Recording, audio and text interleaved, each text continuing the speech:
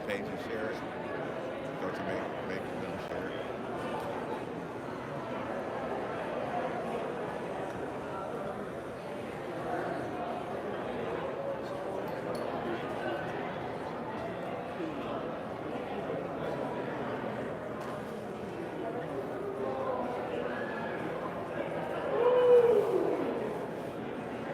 Yeah, I see it. Yeah. Punching people. Not quite as old. Only you. Yeah.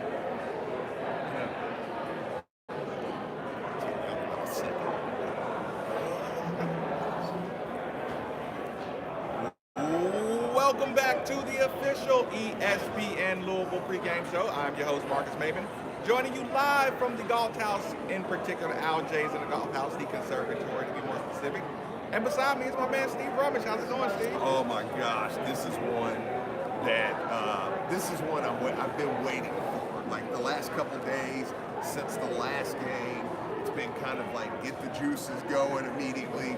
I was excited all day. I went to my son's game listen, this is one of those days where I went to my son's game to speed up the day. Right. Like, yeah. Not to sound like a horrible dad or anything, No. but I need to find something to kill time. Yeah. Oh, great, son, you got a game? Yeah, Awesome. yeah. Not that that's why. I mean, I go to all his games, but today it was like, okay, let's move this on.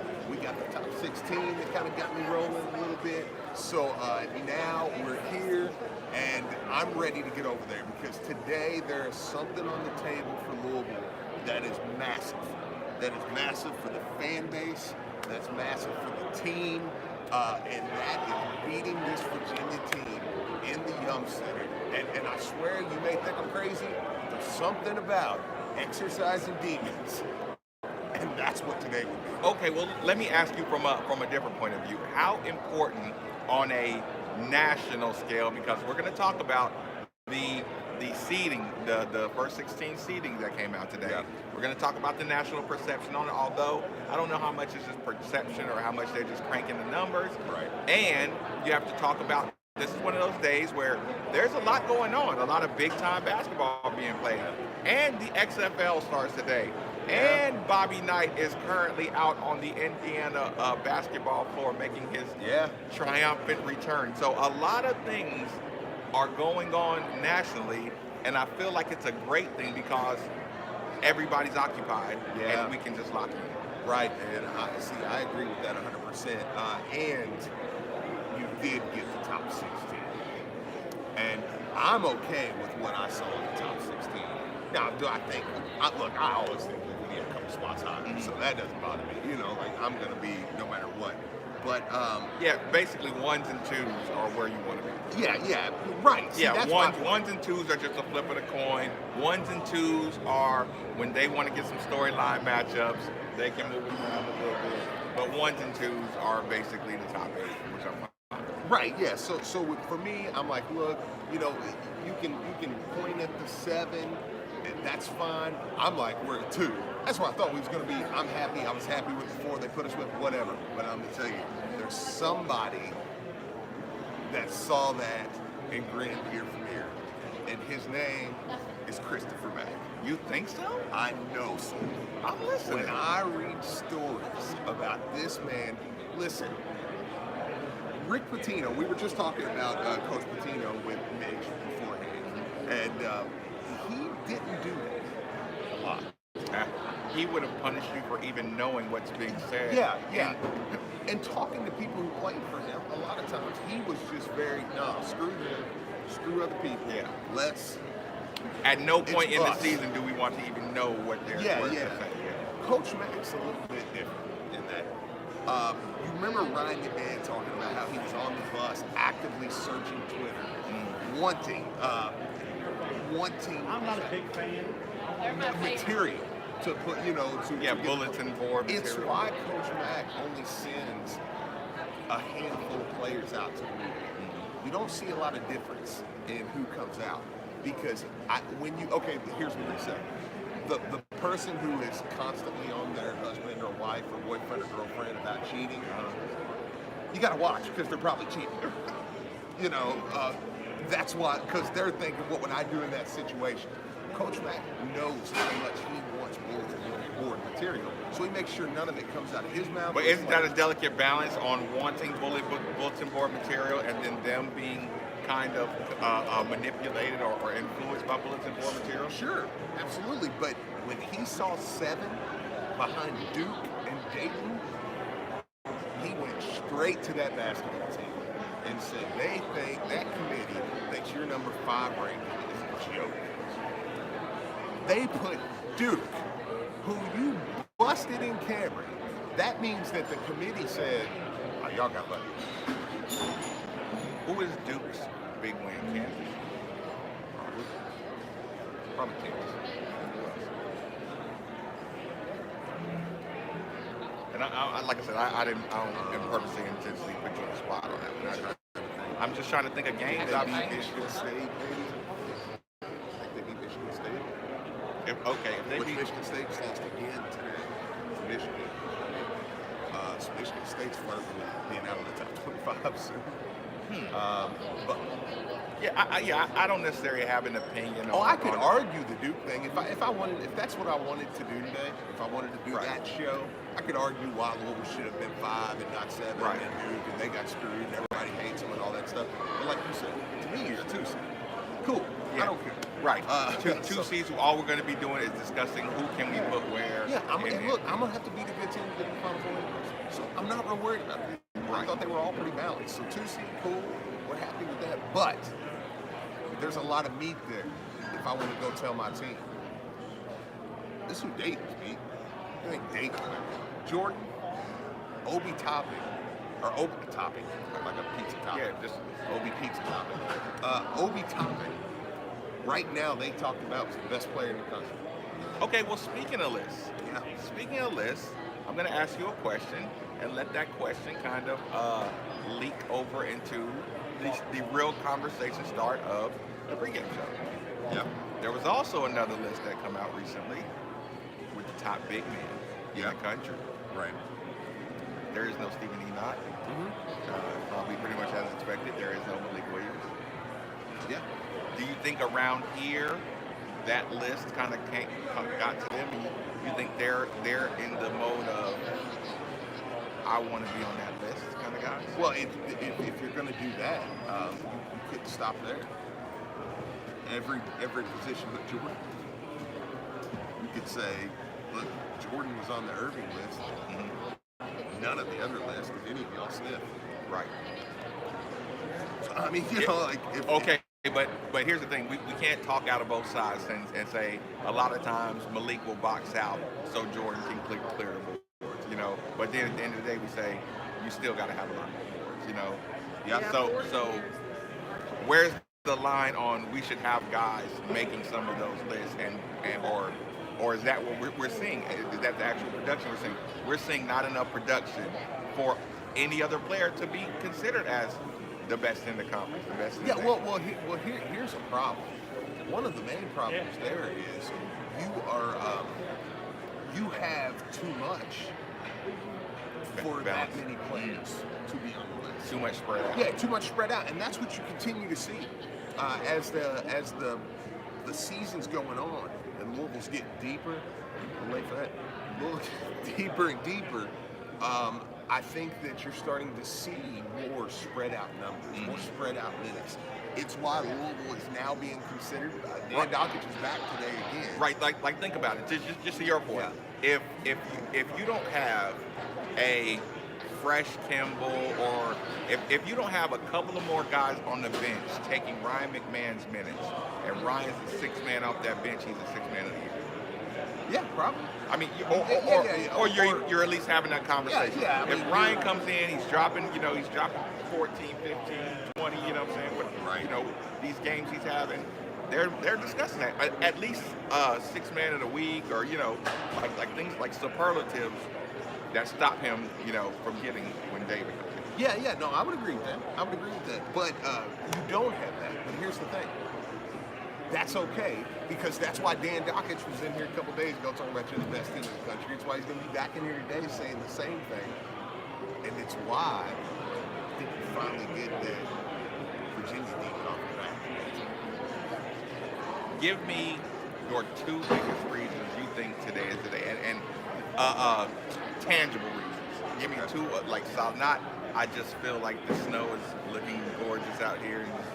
And don't worry, people, that's not real snow. That's just flurries. Yeah, from beauty. nothing sticky. Yeah, I know. Okay. Yeah. Okay, I'll give you a couple. We're not doing the post game here. I'll give you a couple That's here. why. But you're going to have them Friday. We talked about that. Right, Yeah, no, yeah. you know what? You just have a conversation. Okay, I'm listening. Okay, no. That's all right, man. Okay, here's what. Yeah, we talked about that. No, he was not gonna not let you talk. I didn't have a heart to say. Yeah, dude, we're in the street. Yeah, I know. But I will be look. I will be going to Palantieri's after the game to knock out that. So if we win big, like I said, you never know. Mark's making it excited and roll over. But we'll see. Anyways, if not, it'd be Pat Jackson. Awesome. Okay, a couple reasons. Louisville right now, 15th in offense. Offensive efficiency. 15th in the nation in offensive efficiency. That's what we are right now, right? Virginia is 276th in offensive efficiency. And I don't even know how that's possible because it doesn't seem like they take enough shots to even get that low. Now listen, on the flip side of that, Louisville is number 18 in defensive efficiency. Virginia is number 1. Number 1 in the country in defensive efficiency. But here's the problem with that. Number 18 is some pretty good defense. Right. Would you agree? Yes. You can play some pretty good defense. Top 20. So when I say who wins the matchup, the number 18 defense against the number 276 offense, or the number 1 defense against the number 15 offense. Who wins that battle? Like that should be 68 minus the 1. no-brainer. Remainder of 156. Yeah, right, exactly. That's my point. That should be a no-brainer as far as that goes. Now that's numbers. You still got to go out and play the game. Right. Now, that's where I come to this part. Today is all about Louisville and what's in between Louisville's ears. Toughness, mental toughness, ready to go. To me, you win or lose today strictly on that. How much are they hearing about the historical significance of beating Virginia? Probably not a lot. Look, here's the thing. A lot of those guys were there. A lot of those older guys were there when Was Stephen Enoch was on the bench? he was on the bench. Yeah, he he's was sitting redshirted. out. Yeah. But a lot of those guys were there, and I've heard people say it this week. They're like, a lot of those guys were there when DeAndre Hunter banked in 3. You know what those guys were thinking? Did this idiot just take off on the baseline? I don't know what's going on. I don't think so. Did this jackass? I don't think so. No. Because they were all He's sitting on the starting bench. to win. Just took off on the baseline. Jackass is right on the baseline. Like, Oh, this is man. ridiculous. I know what you're saying. Of course, they weren't thinking that during the game. Maybe they thought. They were. Right. But the point is, I don't think that any of that really matters to this team. Yeah. Because the only thing anybody on this team knows about Virginia is the 2 Last games. year we had them. Yep, last year we Pretty much had them, twice. and the 2 games with Coach Padgett. That's not a shot at Coach Padgett. It's just that team was working through. No, last year you felt like you had them, and you felt like that was when the late game toughness. But you which we knew spent- they were good, Oh yeah. even as a player. Right. You knew we lost that game, but that's a really good team. Even as a player, you knew that.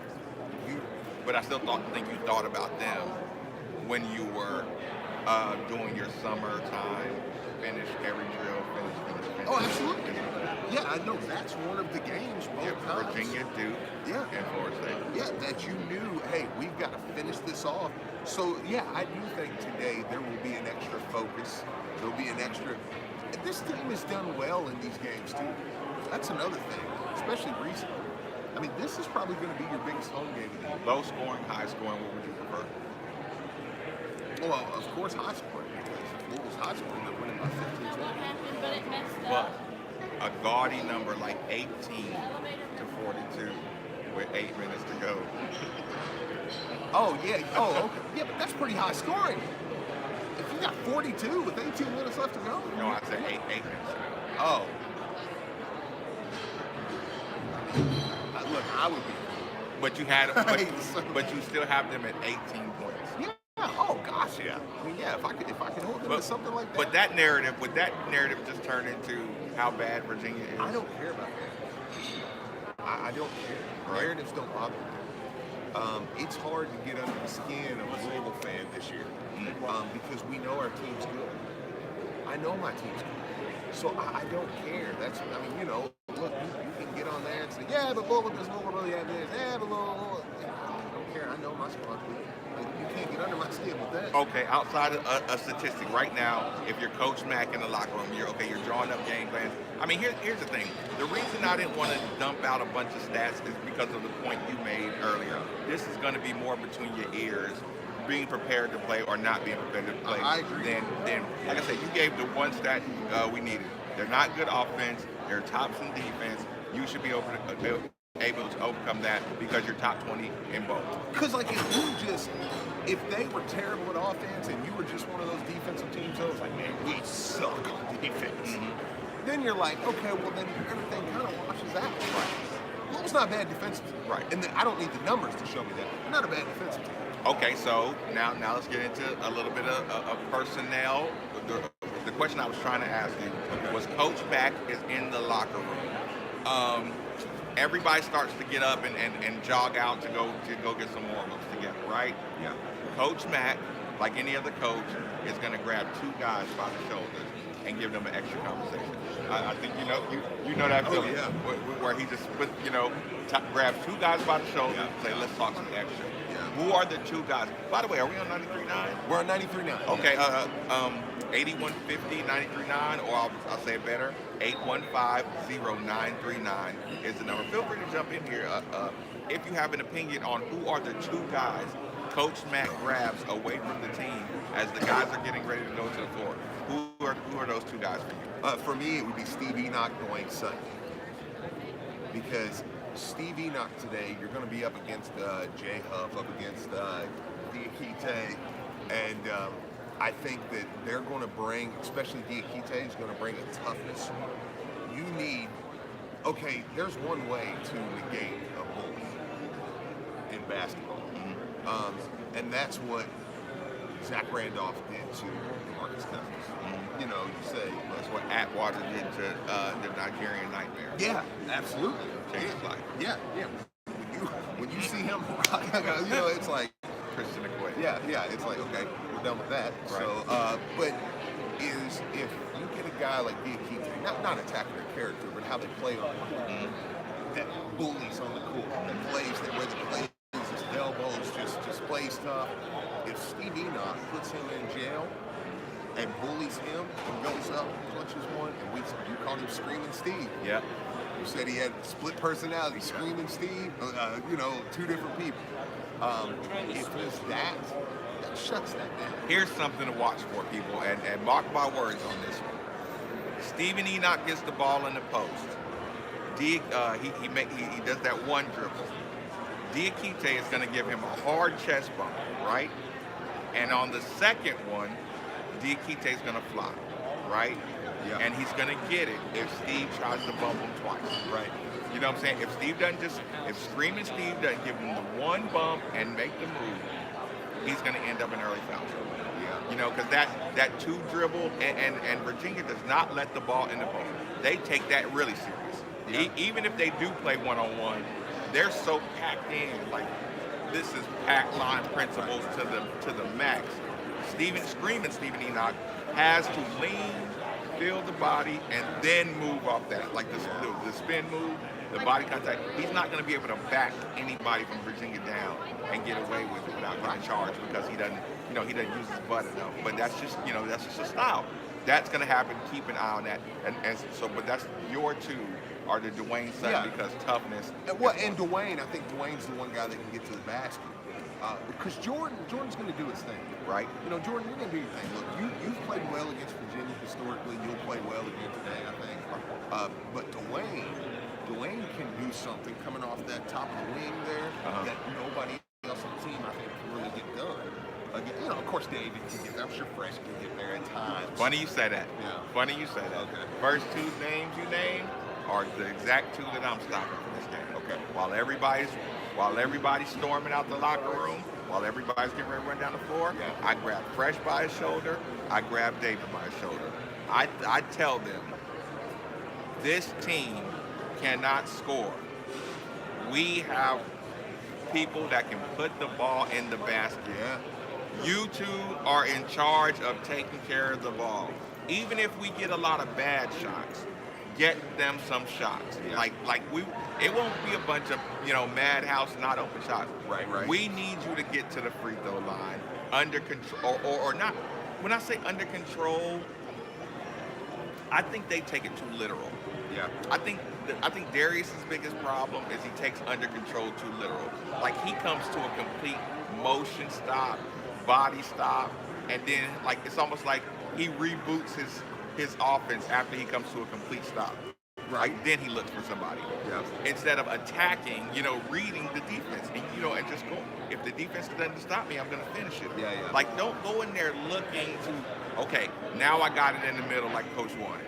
Now I'm going to look for somebody. Because that's a wasted, possession in the middle. Yeah. But Fresh and right now, Fresh and David Johnson are attackers who are looking for somebody to get open, and if you don't take them, they'll attack all the way. Darius, I need him to attack all the way, knowing he's going to score. Absolutely. But as far as possessions, I'm gonna say Fresh. Yeah. You have to go at these guards. You have to make them play defense. You have to make them help out. Because if y'all do the donut ball thing, you just look, if y'all just throw it around the perimeter and jack up shots, you're playing right into their hands. If you don't apply pressure to Virginia's defense and use what you got, use your big man, use all these tools you got, and take care of the ball. I wouldn't hesitate to say, David, I don't think these last two games were really you. Right. Even if they were, Sure. it'd be one of those, one of those Calipari moments, where you just say, actually he's playing the best on team. You say, Coach, he has, I know. 2 points and 10 turnovers. Yeah, they were different. Sure. Not all turnovers. And I really do think there's some of that with David's turnovers. But I would say I'm going to be watching Dave today. you have to be on the telephone. Yeah. I'm listening. I'm really watching David today. To see his counterpunch. Yeah, because that's what we've been talking about, and he's taken that punch, and we knew it was coming. Uh-huh. We knew it was coming. So look, he's gonna take some shots here, but They're gonna take them more serious. Yeah. They're gonna say, okay, the skip guy, you have to stay at home when David Johnson's on the court. You gotta stay at home. Yeah. The defenses are gonna be so locked in with his passing ability, which I think is gonna open up and get to the basket. Sure. Get some contact, get some good shots. We'll go to the phone lines, but I do think Fresh will play well. So I like your two as well. Right. I think you can totally make an argument for any of the four games. All right, we'll go first. He's usually James from Ford, but today he's James from Aljays. So we will go with. Fair enough. Yeah. We'll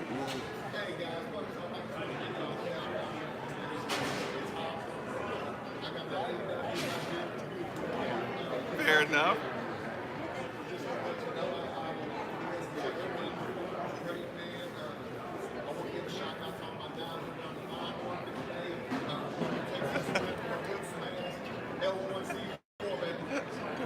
Love it. Yeah, Appreciate it, man. Appreciate it, man. For those who don't know, he's sitting very comfortably in Aljays in the couch section.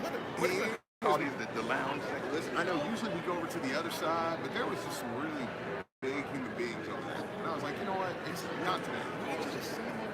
I was like, not today. I don't want to Say, hey, gentlemen, it's better scenery on the other side. Would you take a walk? Sure, but you know what? I'm not saying I would do this every time, but it's been kind of nice being right by the walkway. You know what I'm saying? So, but we appreciate him calling in. We appreciate everybody over there for this today. So That's a fact. That's a fact. We'll keep it rolling. Chris, welcome in, man. What's up? Good.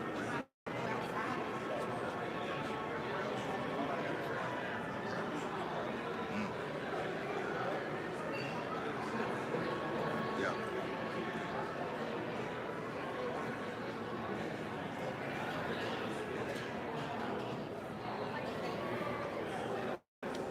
That's a good point.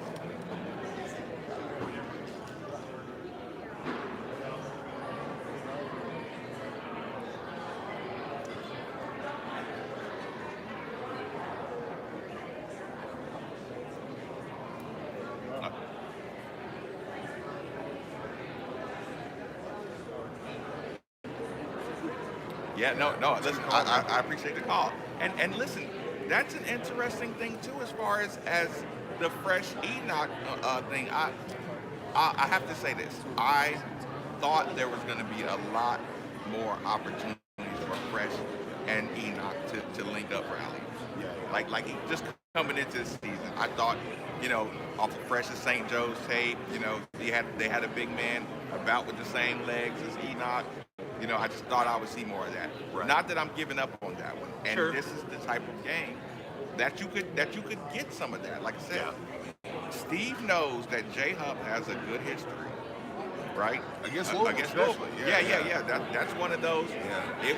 It also wouldn't surprise me if we're talking to Stephen Enoch in the post game, and he says, Coach came to me, this morning. Coach came to me last night and said, this is one of them games where we really need you. Like, I need you to move into the conference top centers, and this is one of those places you got. Yeah, no, I would agree with that, and that's why I say, there's guys. That's why I said at the beginning of the show, there's so much on the table for Louisville today, between exercising the Virginia game and again, I think a lot of that has to do with fan base too.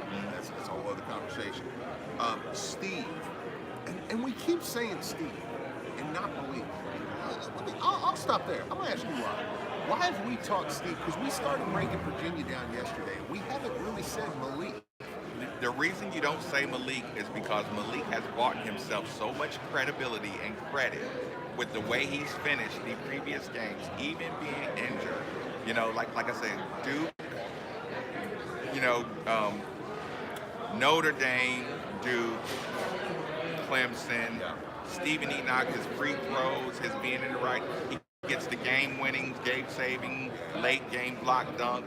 Those plays buy you an amazing amount of credibility, right? And with Stephen, it's still, if we were gonna ask the sports gods to give us one guy with the opposite of the Monstars, to give him all, let one guy use all his ability, it would be Stephen Enoch. Yeah. Like I said, absolutely. You don't hesitate to say Stephen Enoch dominating a paint will get you through the first 2 rounds without breaking a sweat. Okay, let me ask you this though. Is it game specifically for this one? Why is it Steve? Is it because the speed and is it because mobility. we know Malik's not going to be insanely offensively productive today? Or the potential's not even really there for him to listen, be? here's the thing. We've seen the speed that Diakite is playing. Yeah. Like he's all over the place. Oh, absolutely. He's stretching you to the 3-point line. He's picking and roll. He is diving. We've fast. loved him since he was a sophomore and coming off the bench. That's what he was supposed to be our 8. I know. Because his sophomore year coming off the bench, we were like, man, that kid. Yeah, because he comes in. He catches the ball. He jumps as high as he can when he catches it. If he dunks it, he dunks it. If not, he smacks it off the backboard really hard. He just uses all of his ability, right? Which is what fans only ask for. Just use all your ability.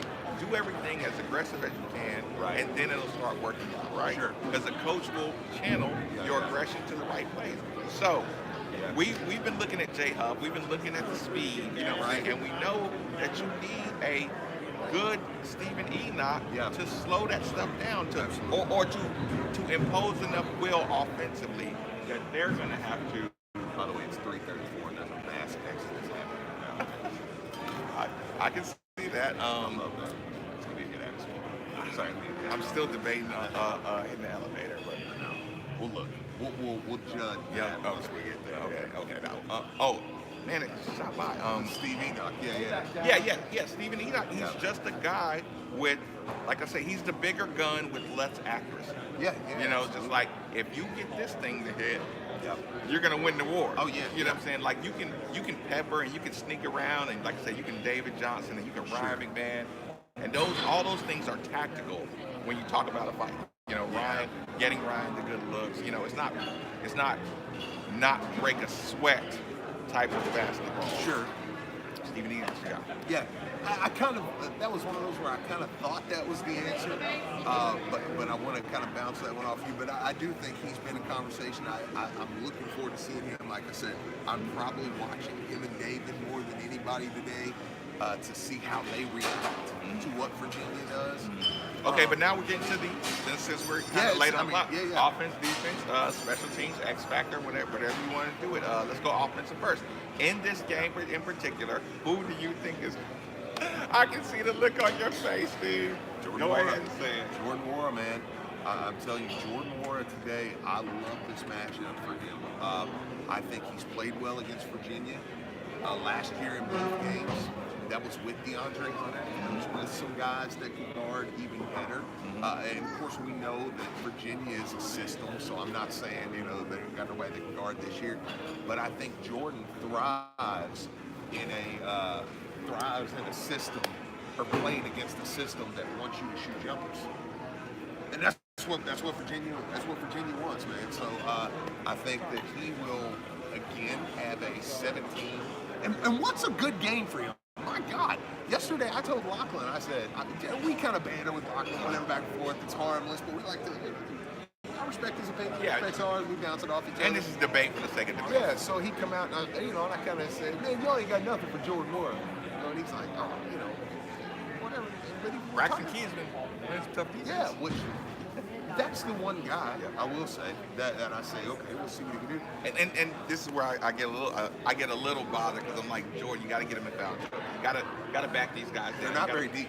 Yeah, that's what I'm saying. Like you got to take advantage of your depth by when you got that guy in the air on the 3-pointer, you got to crash into him like they crashing us. Yeah. You know what I'm saying? Like that's just why you can't let the guy off the hook. You watched a lot of Virginia basketball over the last couple of days too. Yeah, of course. After 6, it's a drop off. And they don't like going past 6. Like their coach, when he does it, you can tell he just holds his breath as soon as it happens. Yeah. I mean, after 6, however you want to rotate them in, because they do play Huff and Diakite together at times. Offensive MVP, I think I'm just gonna go David Johnson. I think he's a big guard that passes well, and that would hurt Virginia. A big guy that can pass well. Because if you're right, we'll blow this thing up. Defensive MVP. Defensive MVP is going to be a mixture of fresh and Darius. I'll go defensive MVP. I'm gonna go Darius, because Darius, you should be the one doing it. The way you stop them, I think, is to keep. Look, I don't think Kihei Clark's a big time necessarily guard. Yeah. But he's another one. You gotta stay out of foul trouble. I went round and round. If Darius is gonna be your guy, you can't let Kihei Clark get his body. Right, man. And if you cut the head off of, they're not great offensively anyways. And if you cut the head off, they're going to be really bad offensively. Defensively, I'm going to go Dwayne Sutton. I think there was a moment when he went after that steal. When Dwayne Sutton went after that open court, top court steal. Again, Coach Mack doesn't really like gambling. He doesn't like you taking those shots. Those stabs at the basketball. They are starting to bite at the basketball a little more, kind of, try to look for deflection. Sure. But I just think that steal by Dwayne Sutton is going to unlock some momentum on his a lot. Like I said, I know the feeling when you see the steal and you know you could have had the steal, but the coach doesn't like you gambling, so you don't do it, but you're always really close to the steal. Dwayne Sutton, I think he goes for a few more than the stays out of foul trouble. Before we go to Chris Mack, I don't want to break tradition. Let's get Lawrence here real quick. Lawrence, man, welcome in. Let's hear what you got to say, and then we'll get Chris Mack in here. Well, not in here, but we'll listen to Chris Mack from yesterday.